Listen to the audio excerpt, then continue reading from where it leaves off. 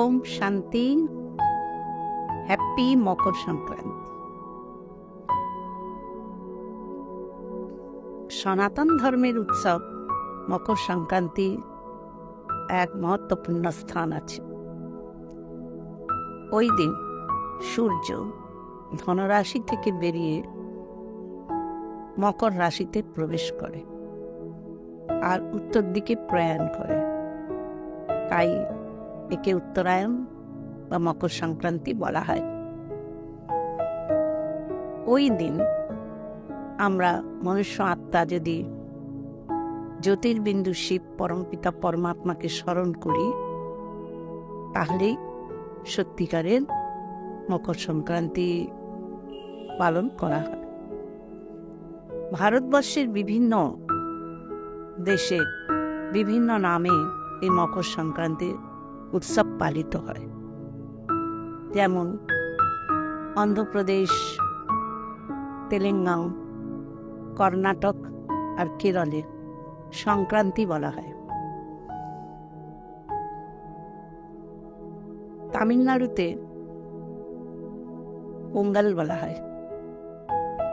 পাঞ্জাব হরিয়ানায় লোহড়ি, আসামে বিহু, উত্তরপ্রদেশে খিচড়ি, গুজরাটে উত্তরায়ণ, উত্তরাখণ্ডে উত্তরায়ণ। এইভাবে বিভিন্ন নামে উৎসব পালিত হয়। মকর সংক্রান্তির দিন তিল আর গুড়ের নাড়ু খাওয়ানো হয়, এই প্রথা আছে। তিলের অর্থই হলো তিলের ওপরের যে খোসাটা সেটা খুব কালো হয়, কিন্তু সেটাকে ছাড়ালে ভিতরটা সাদা এবং খুব মিষ্টি গন্ধ হয়। তো আধ্যাত্মিক অর্থে তিলের ওপরে কালো যে অংশ বা খোসা, সেটা আর কিছুই নয়, আমাদের বাইরের থেকে শরীরের গঠন যেমনই হোক না কেন, কিন্তু আত্মা যদি উজ্জ্বল পবিত্র হয় তাহলে সকলেরই পছন্দ হবে।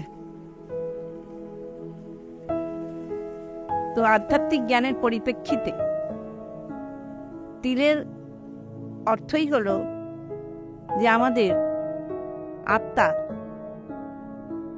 বিকারে পতিত হয়ে কালো তিলের মতন হয়ে গেছে, তমগুণী হয়ে গেছে।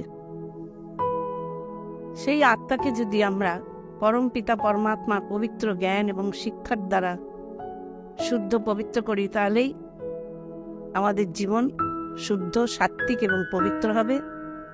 গুড়ের রহস্য হলো